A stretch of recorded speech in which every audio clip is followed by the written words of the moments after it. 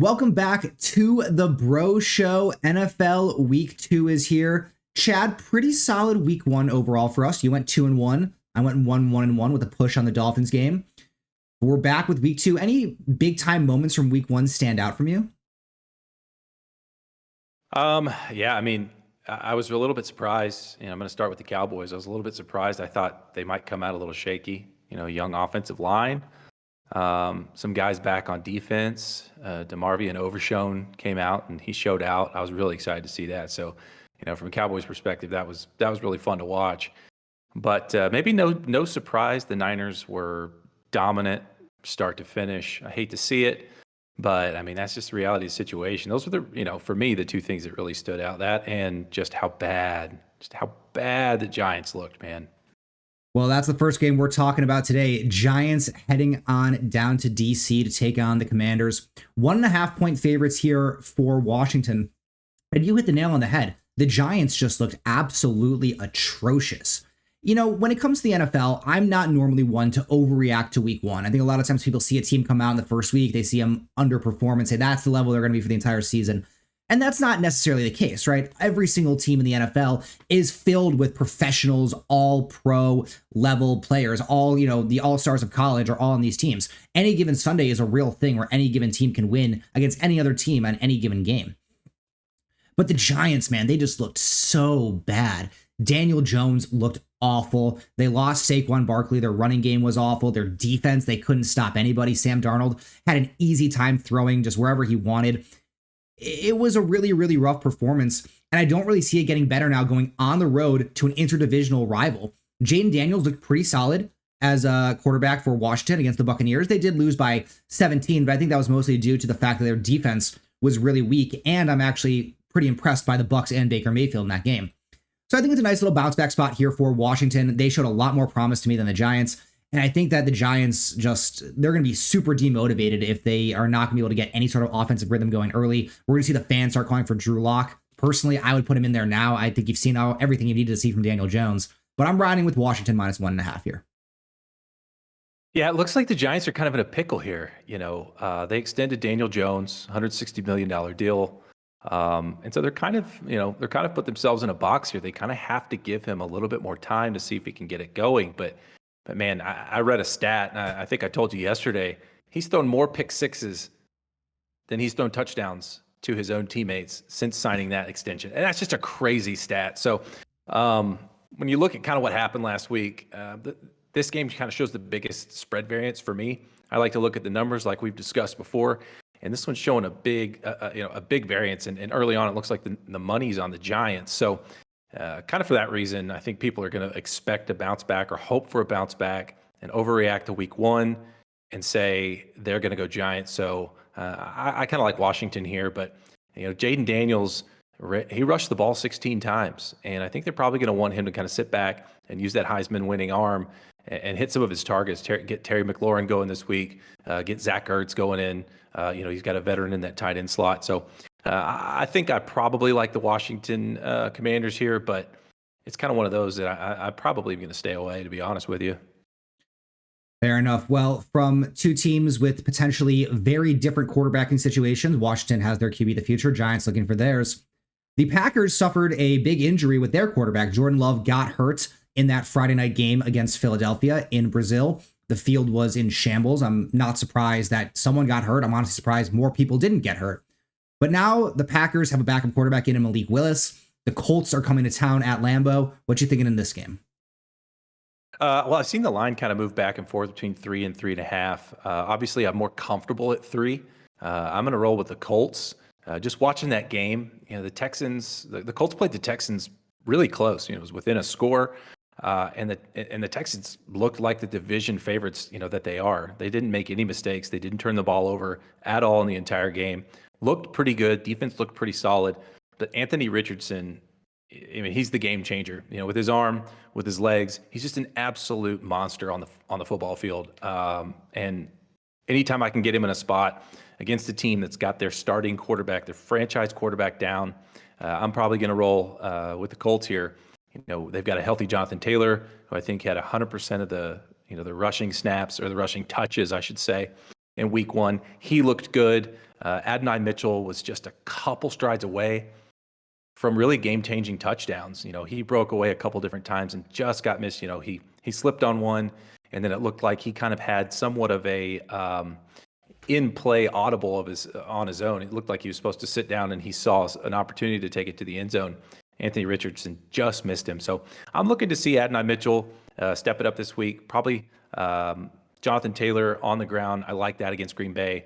And so I'm going to roll with the Colts. And like I said, obviously feel more comfortable at 3, but I'm still going to take it 3.5. Yeah, Richardson, I think, had the most impressive play of any player from week 1. There was that play where he slipped in his back, in his drop back, and still threw a 60-yard dime down the field for a touchdown. Insane arm talent from this guy. I look at the Packers defense against the Eagles. They got shredded by Saquon Barkley. 3 touchdowns, over 100 yards on the ground. I think Jonathan Taylor's in for a big game as well. I think the Packers defense is definitely more susceptible through the run. And because of Jordan Love being out, I think the Packers are going to want to feed their running game too. Josh Jacobs, very solid running back. I could definitely see this game going under 41 with the amount of clock draining from the amount of running that we see here. But I do like the Colts as well. I find it very hard to believe that Malik Willis is going to turn it around to the point in 1 week that he can cover 3 points against a professional team like the Colts. Well, speaking of stars being injured, Christian McCaffrey missed Monday night's game. Very, very late announcement. Fantasy owners, gamblers, a little upset over the late announcement, especially when Jordan Mason said after the game he knew since Friday he was going to be starting. But now San Francisco heads to Minnesota, taking on the Vikings. They're 6-point favorites here. Christian McCaffrey is still likely to be out this game, and I still love the Niners. As you mentioned in the intro, the Niners looked like, by far, the best team in the NFL in that Monday night game against the Jets. No Christian McCaffrey, no problem. They ran for 150 yards with Jordan Mason. Brock Purdy was throwing the ball over the field. The defense looked amazing. Fred Warner was punching balls out. Nick Bosa was making plays. They seem like a complete team who is completely locked in that midseason form. Kyle Shanahan is one of the top coaches in all of football, in my opinion, if not the number one best offensive mind in football. And he just has so many great schemes and so many great players that it's tough not to want to bet on San Francisco until they prove otherwise. The Vikings had a very impressive performance as well, but they went against the Giants, who I'm very, very down on. I think the Giants might end up being a bottom 3 team in the NFL. I don't think that we can say Sam Darnold is back. He's that top 3 pick that we expected him to be. He's this stud quarterback just because he went out and did it against the Giants. I want to see him do it against the Niners before I really start to believe. I think the Vikings running game is going to cause a lot of issues for them if they're not able to run the ball on this awesome San Francisco front 7. And if they have to become a one-dimensional pass attack, Justin Jefferson's going to have to make a ton of plays individually probably for them to even come close to this number. So I'm riding San Francisco. They just look too dominant. They're too good. They're too well coached. And they're going against a team that didn't really go against the best competition in week 1. I'm all over Niners -6. Yeah, I think this is a smart play. This is one of the ones that I circled as well. I mean, when you watch that game with the Niners, they looked awesome. Both sides of the ball. They even in the kicking game, they were 6 for 6. So they're going to score points. And I just don't trust the Vikings to score points against Leonard Floyd, Fred Warner, Nick Bosa. This team is just a step above all the others. And when you watch Sam Darnold, yes, he looked great against the Giants, but he's popped around the NFL. He was in Carolina and he was in San Francisco. He was in New York. I mean, he's been all over, and now he's found himself in a starting job just because the rookie's out. JJ McCarthy's he's hurt this year, so they're like, all right, we're going to give Sam the nod, and he had a great game, but I just don't trust him to see that going forward. That game against the Jets, it wasn't even as close as it looked, right? We talked about Brandon Ayuk. If Brandon Ayuk shows up to camp, he catches that ball in the end zone, and it's even worse than it looks. So I think this is a strong play. 6 doesn't seem like enough. I think 10 plus, I would probably even bet it. I don't know. I mean, maybe that's a trap, but it just seems just seems like a smart play here. Well, I think the books are very hesitant to give giant lines like that at the beginning of the season, especially because you have results like in week 1 where the Patriots, 7.5-point outright dogs, win the game and beat Cincinnati outright.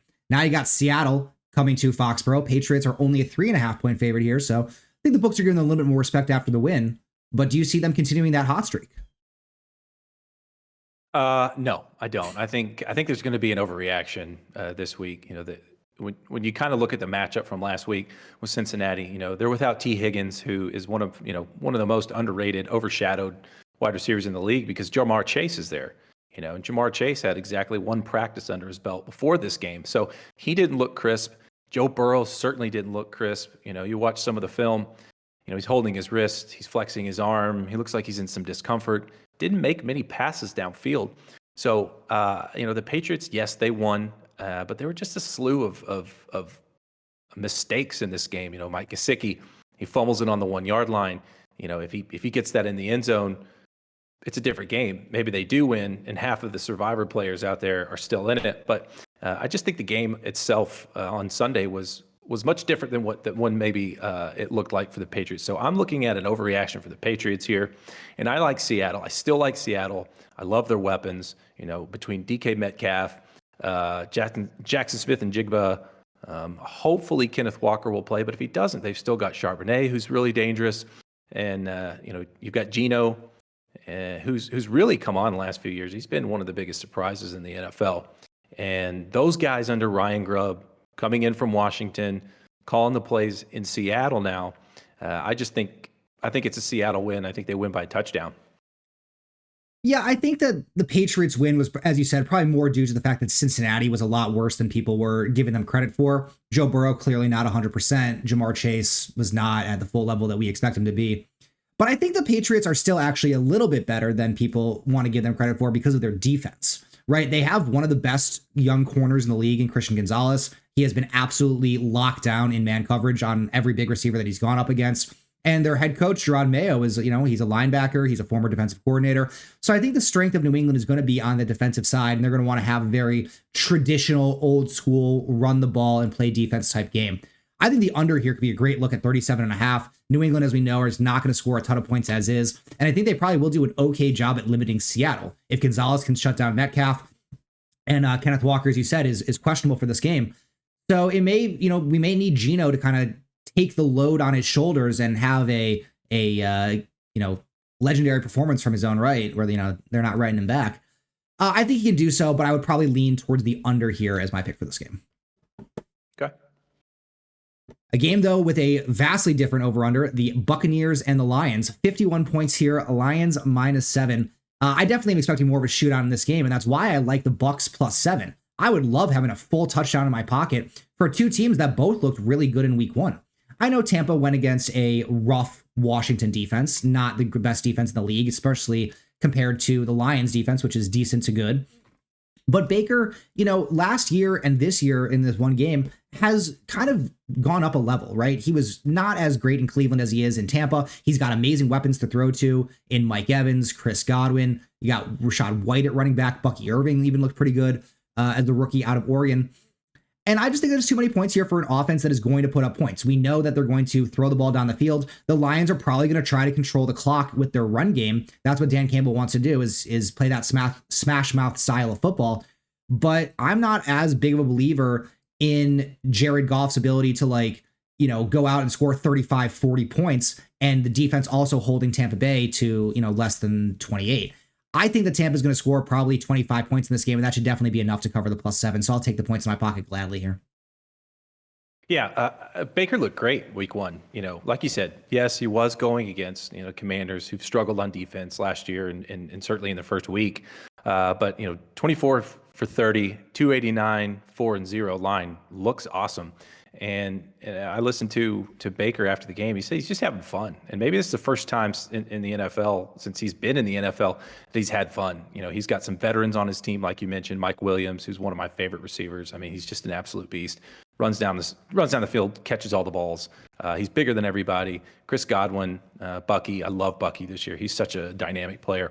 But they did look good. I thought that Detroit also looked pretty good. They played the Rams, and the Rams, coached by Sean McVay, they are a tough squad no matter where they play, no matter when they play. So that was a good win. It was a good cover for them. And I certainly think this week that if Jared Goff can get the ball in the hands of all of his talent, I mean, we've talked before, Detroit is one of the top teams when it comes to their skill position talent, between Amon-Ra St. Brown, Jamison Williams, Laporta, Gibbs and David Montgomery. I mean, they just have so many weapons. So this game's kind of right on the number for me. So it's probably going to be a sit back and watch. I do like the over, but I'm looking forward to seeing Jameson Williams kind of streak down the field again and have a big year. So this is going to be a fun one to watch, but I may sit on the sidelines and let you take it. Well, if you do want to bet on this game or any of the other games that we've talked about in this video, go over to BroThrow.com/YouTube to sign up today to be able to place your first bet for any game this weekend. College football, NFL, MLB, NBA coming soon. All sports available. BroThrow.com/YouTube. Chad, our final game of the day, Jets at Titans. Titans are plus 3.5. They lost to my team, the Chicago Bears, last week. Caleb Williams, undefeated, best winning percentage in the history of the NFL. We're not talking about them. We're talking about the Titans. You really like the Jets this year. They're on the road, having to lay over a field goal. Do you think they can cover that number? I do. Week 1, you go to San Francisco and you play the NFC champion. That's a big load to try and overcome, right? That's a big load to carry. And you know, the 49ers showed up. They did what they do. And I think it made the Jets look, you know, worse than what they actually are going to be. You know, the 49ers kicked 6 field goals. So when I look at that, I think their defense is legit, right? They did score over 30 points, the 49ers did, but I thought the Jets looked really good. They made some stops when they needed to make some stops. They just couldn't seem to get it going on offense, and that's really a testament to the 49ers defense. So I still believe in Aaron Rodgers. He looked a little bit slow. He looked like he was kind of favoring, maybe still a little bit, but he still has all the weapons. I mean, even with Allen Lazard, he knows Allen Lazard. He's familiar with him out of Green Bay. He's got Garrett Wilson, who's one of the best, I think, natural wide receivers in the league. And Breece Hall, also one of the most dynamic running backs in the league. They're going to throw to him. They're going to rush the ball. So I'm looking for the Jets to score some points, even on this pretty solid Titans defense. And the difference maker for me is Will Levis. You know, Will Levis, he just didn't look very good. You know, the Browns won that game. I'm sorry, not the Browns. The Bears won that game, and they did not score an offensive touchdown. So that's kind of a big stumble back for me. And I think that the Jets, this is actually my favorite play this week. Don't quote me on that. But I'm looking for a big bounce back from the Jets here, and I'm looking towards a lot of people watching that 49ers game and saying the Jets just aren't going to be very good. So I'm going to fade that sentiment and roll with the Jets. Yeah, I mean, I watched a lot of that Titans-Bears game, and the Titans defense was awesome. As you said, the Bears didn't score a single point on offense. They had a pick 6. They had a lot of field goals. But, you know, it's kind of a bad matchup for the Jets with that defense, right? You have L'Jarius Sneed, one of the best lockdown corners in the league. He's going to be manning up on Garrett Wilson. You got Jeffrey Simmons in a really strong defensive line against Breece Hall. So I think if the Jets are going to win this game, we're going to probably have to see Rodgers distributing the ball to some of the other pieces, right? We're going to have to see the Allen Lazards, the Mike Williams, the tight ends, the other guys getting involved. Or, and this is a big or, because as you said, it will have to be their defense that gets the job done, because Will Levis looked really, really bad against the Bears.